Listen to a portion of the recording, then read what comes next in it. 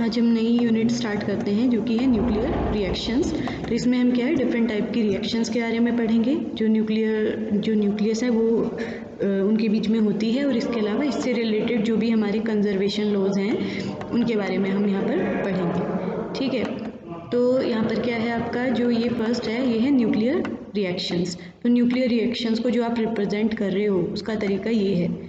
ठीक है, एक्चुअली ये रिएक्शन क्या थी कि आपका एक्स एक मटेरियल है, एक टारगेट है जिस पर आपने एक एक्स पार्टिकल इंसिडेंट किया और फाइनली आपको मिला वाई और स्मॉल वाई। ठीक है, तो इस टाइप की रिएक्शंस को हम कैसे लिखते हैं कि सबसे पहले जो आपका टारगेट था उसे बाहर लिख दिया, ठीक है, फिर ब्रैकेट लगाया, ब्रैकेट के अंदर जो इंसिडेंट पार्टिकल था वो, उसके बाद जो आपका आउटगोइंग पार्टिकल था वो, और उसके बाद फाइनली जो आपको फाइनल न्यूक्लियस मिल रहा है वो। तो ये इसका क्या है रिप्रेजेंटेशन है। अब हम देखते हैं कि डिफरेंट टाइप की न्यूक्लियर रिएक्शंस कौन कौन सी हैं। तो ये सब रिएक्शंस हैं। तो फर्स्ट जो है वो है आपका इलास्टिक स्कैटरिंग। तो इलास्टिक का आपने पहले सुना होगा, इलास्टिक कोलिजन। उसमें क्या होता था कि आपके जो रिएक्शन हो रही है तो आपको कोलिजन जिन पार्टिकल्स के बीच में हो रहा है तो आपको क्या मिलता था कि उनकी जो काइनेटिक एनर्जी है और जो उनका लीनियर मोमेंटम है वो दोनों क्या रहते थे, कंजर्व रहते थे ऐसी कोलिजन्स में। तो यहाँ पर क्या हो रहा है, जब आप इलास्टिक स्कैटरिंग करा रहे हैं, मान लीजिए आप x प्लस एक्स, ठीक है, x और x की आपकी इलास्टिक स्कैटरिंग हो रही है, तो फाइनली क्या होगा यहाँ पर कि जो आपका ये प्रोडक्ट मिल रहा है y और y, उनमें क्या है कि जो x और y है वो एक सेम है। ठीक है, मतलब आपका y जो है वो इक्वल्स टू है x, क्योंकि आपको कंजर्वेशन लॉस को फॉलो करना है यहाँ पर, क्योंकि इलास्टिक स्कैटरिंग है, यहाँ पर एनर्जी का कोई लॉस नहीं होगा। ठीक है, तो जब x और y आपके सेम है तो क्या होगा, आपका जो कैपिटल X और कैपिटल Y हैं वो भी क्या होंगे, सेम होंगे, कैपिटल Y भी आपका X न्यूक्लियाई होगा। तो इस तरह से ऐसी रिएक्शंस को हम क्या बोलेंगे, इलास्टिक स्कैटरिंग। तो इन्हें हम रिप्रेजेंट कैसे करेंगे, x ब्रैकेट में आप क्या लिखाओगे, x, x, क्योंकि y भी x है और वैसे ही कैपिटल Y भी x है तो उसे हम ऐसे लिखेंगे। तो ये आपकी होगी इलास्टिक स्कैटरिंग। नेक्स्ट है आपका इनइलास्टिक स्कैटरिंग। तो इनइलास्टिक में क्या है, आपका एनर्जी का लॉस होता है, ठीक है, काइनेटिक एनर्जी का। तो यहाँ पर क्या है, जब आपने x और x की रिएक्शन कराई तो यहाँ पर भी क्या होगा, आपका जो प्रोडक्ट है वो मतलब जो आपका y मिलेगा वो भी सेम होगा, किसकी तरह, x की तरह। ठीक है, y भी x होगा, पर एक्चुअली जो आपकी एनर्जी होगी y की, y भी जो है वो क्या होगा, आपका x होगा, पर इसकी जो एनर्जी होगी वो डिफरेंट होगी देन किसके, ये जो आपका इनिशियली x था, क्योंकि एनर्जी का एक्सचेंज हो गया है। ठीक है, तो इस केस में जो आपका ये फाइनल न्यूक्लियाई आपको मिल रहा है जो कि एक्चुअली x ही है, वो क्या होगा, एक्साइटेड स्टेट में होगा। ठीक है, क्योंकि इनिशियली ये आपका ग्राउंड स्टेट में था, अब इसने कुछ एनर्जी एब्जॉर्ब कर ली या एनर्जी दे दी, तो ये क्या होगा, ये एक्साइटेड स्टेट में होगा। ठीक है, तो इसे हम कैसे रिप्रेजेंट कर रहे हैं, इसे रिप्रेजेंट किया जा रहा है x, और ब्रैकेट में आप लिख रहे हो x, y, और फाइनली आपको क्या मिल रहा है, x स्टार। ठीक है, तो ऐसे आप इसको रिप्रेजेंट करते हैं इन इलास्टिक स्कैटरिंग को। नेक्स्ट है आपका रेडिएटिव कैप्चर। जैसे कि नाम से ही लिख रहा है, इसमें क्या होना चाहिए, पहले तो रेडिएशन मिलना चाहिए हमें, मतलब रेडिएशन मतलब क्या है कि गामा रेज मिलेंगी आपको। इसके अलावा कैप्चर मतलब कि कोई भी पार्टिकल है जो कैप्चर हो जा रहा है। तो यहाँ पर आपको पता है रिएक्शन हो रही है एक्स और एक्स की, और ये कैप्चर रिएक्शन है। तो इसमें क्या होगा, जो आपका न्यूक्लियाई है, जो टारगेट है वो एक्स को कैप्चर कर लेगा और फाइनली क्या है, कंपाउंड न्यूक्लियाई देगा। इन दोनों का मिलके एक आपको कंपाउंड न्यूक्लियस मिल जाएगा। जो ये कंपाउंड न्यूक्लियस है वो क्या है, वो एक्साइटेड स्टेट में होगा। फिर क्या होगा, एक्साइटेड स्टेट में सिंस उसके बाद ये गैमा रेज का एमिशन करेगा और अपनी ग्राउंड स्टेट को अचीव कर लेगा। ठीक है, तो इस टाइप की रिएक्शन को हम क्या बोल रहे हैं, रेडिएटिव कैप्चर। और इनको रिप्रेजेंट ये कैसे कर रहे हैं, एक्स वाई स्टार। तो यहाँ पर जो वाई स्टार है वो एक्चुअली क्या है, आपका सी है, कंपाउंड न्यूक्लियाइज, चाहे आप उसे सी से भी रिप्रेजेंट कर सकते हैं। ठीक है, यहाँ पर हमने वाई के टर्म्स में लिखा है।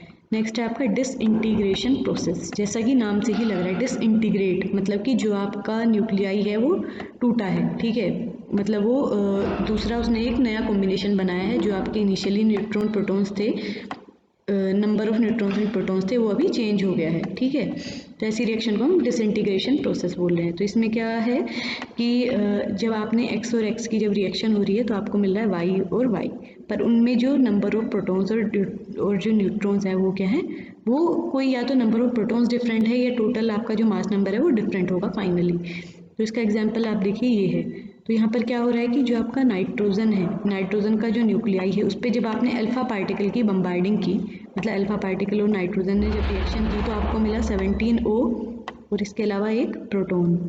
ठीक है, तो ऐसी रिएक्शन में आप देख रहे हैं कि क्या हो रहा है कि अगर आप नाइट्रोजन देखो और ऑक्सीजन देखो तो इसमें नंबर ऑफ प्रोटॉन्स और न्यूट्रॉन्स की जो नंबर है वो अलग है। ठीक है, तो इस तरह की रिएक्शंस को हम क्या बोल रहे हैं, डिसइंटीग्रेशन रिएक्शंस प्रोसेस।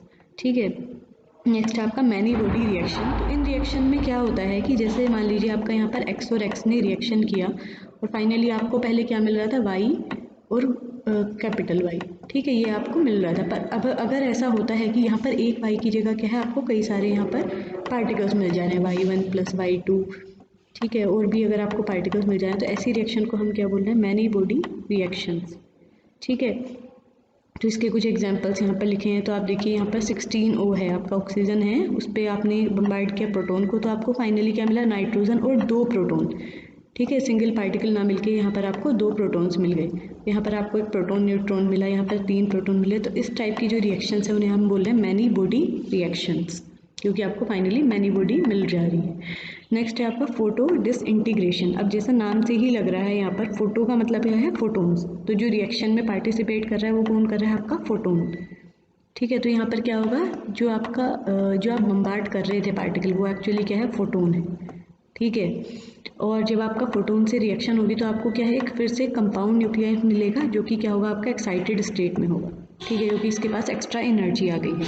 तो ऐसी रिएक्शन को हम बोले फोटो डिसइंटीग्रेशन, और इसका सिंबल ये है एक्स, ब्रैकेट में हम लिखेंगे गामा, और फाइनली आपको मिल रहा है वाई और वाई। ठीक है, उसके बाद है नेक्स्ट है आपका न्यूक्लियर फिजन। तो न्यूक्लियर फिजन में क्या होता है आपका कि कोई एक हैवी न्यूक्लियाई होता है, वो क्या होता है, टूट जाता है 2 स्मॉल न्यूक्लियाई में। ठीक है, ऐसे वाली जो रिएक्शंस है उन्हें हम क्या बोलते हैं, न्यूक्लियर फिजन। ठीक है, तो इसमें क्या हो रहा है, आप देखिए कि एक्स एक हैवी न्यूक्लियाई था। ठीक है, और वाई जो है, इसमें क्या होना चाहिए कि जो आपको फाइनली मिल रहा है ना, एक्स और एक्स की रिएक्शन के बाद जो आपको फाइनली मिल रहा है, जो कि है small Y plus capital Y.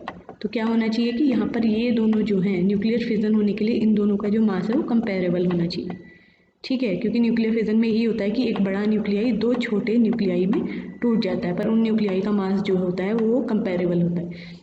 तो ये रिएक्शन तब क्या होगी, आपकी न्यूक्लियर फिजन। तो यहाँ पर एक एग्जांपल भी लिखा है कि यूरेनियम पे न्यूट्रॉन्स की बमबारी की गई तो न्यूक्लियर फिजन मिलता है हमें। नेक्स्ट है आपका एलिमेंट्री पार्टिकल रिएक्शंस। तो इसका मतलब क्या है कि जो रिएक्शन है वो एलिमेंट्री पार्टिकल्स के बीच में होगी। तो उसके ये कुछ एग्जांपल्स हैं, आप देखिए प्रोटॉन प्रोटॉन की रिएक्शन से आपको प्रोटॉन, न्यूट्रॉन और पायोन मिल रहा है। ऐसी रिएक्शंस को हम क्या बोलेंगे, एलिमेंट्री पार्टिकल रिएक्शंस। और ऐसी जो रिएक्शंस है वो जनरली क्या है, हाई एनर्जी चाहिए होती है हमें एलिमेंट्री पार्टिकल्स की रिएक्शन कराने के लिए। नेक्स्ट है आपका हैवी आयन रिएक्शन। तो इसमें क्या होगा कि जो आपका इंसिडेंट पार्टिकल था स्मॉल एक्स जो है, वो भी क्या होगा, एक्चुअली एक न्यूक्लियाई होगा। ठीक है, वो भी हैवी न्यूक्लियाई होगा।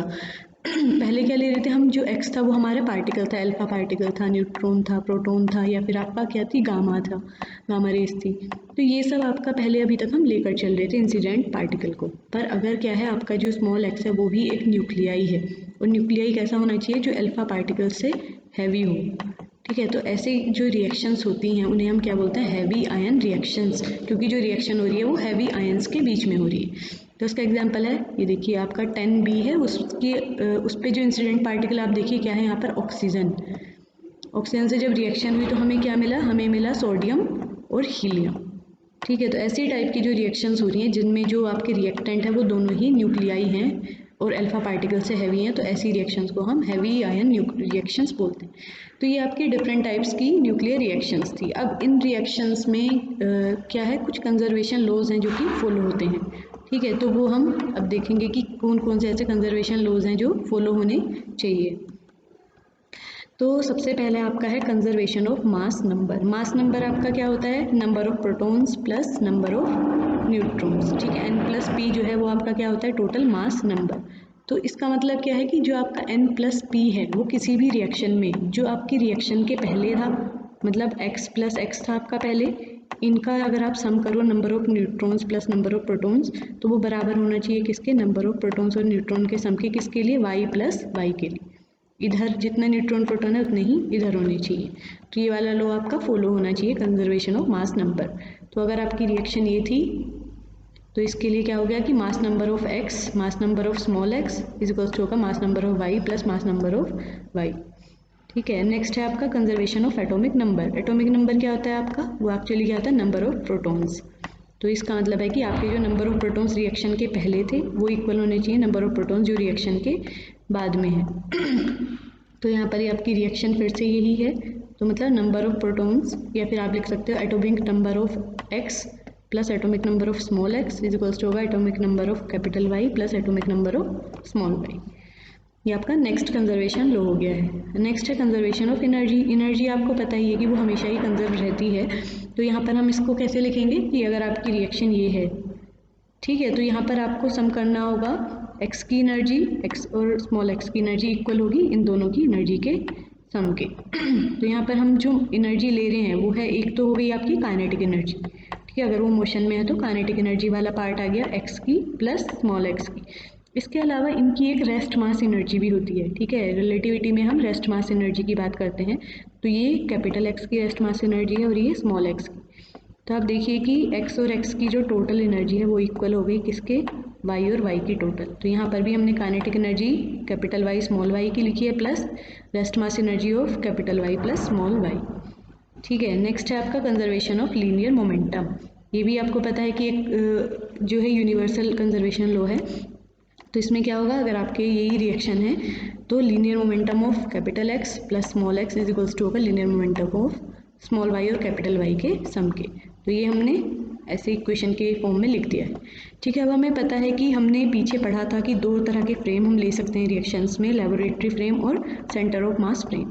तो लेबोरेटरी फ्रेम में कैसे हो रही थी रिएक्शन की, आपका एक टारगेट था और एक आपका जो बम्बार्ड कर रहे थे आप पार्टिकल वो आता है, और उसके बाद फाइनली क्या होता है, रिएक्शन के बाद आपको पार्टिकल मिलता है और जो ये न्यूक्लियाई है वो आपको मिलता है। ठीक है।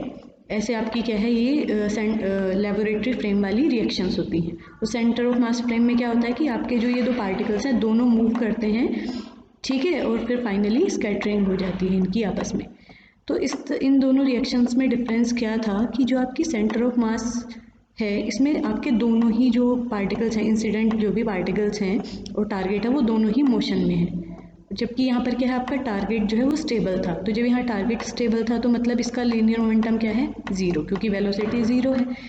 ठीक है। तो यहाँ पर लेबोरेटरी फ्रेम में हम क्या रख देंगे, पी एक्स को ज़ीरो रख देंगे। तो इस तरह से हमको फाइनली ये मिल जाएगा।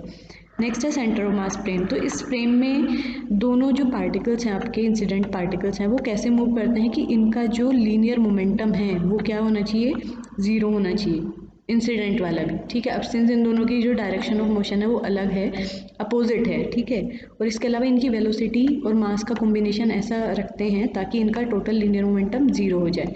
तो रिएक्शन के पहले ही टोटल सम क्या है आपका, ज़ीरो। तो जब आप ये ज़ीरो रख देंगे तो आपका ये राइट हैंड साइड भी ज़ीरो हो जाएगा। तो फाइनली भी जो आपको रिजल्टेंट मिलेंगे उनका भी लीनियर मोमेंटम क्या है, ज़ीरो है। तो ये अभी तक हमने 4 कंजर्वेशन लॉज पढ़े हैं। इसके अलावा और भी लॉज हैं वो हम नेक्स्ट लेक्चर में देखेंगे।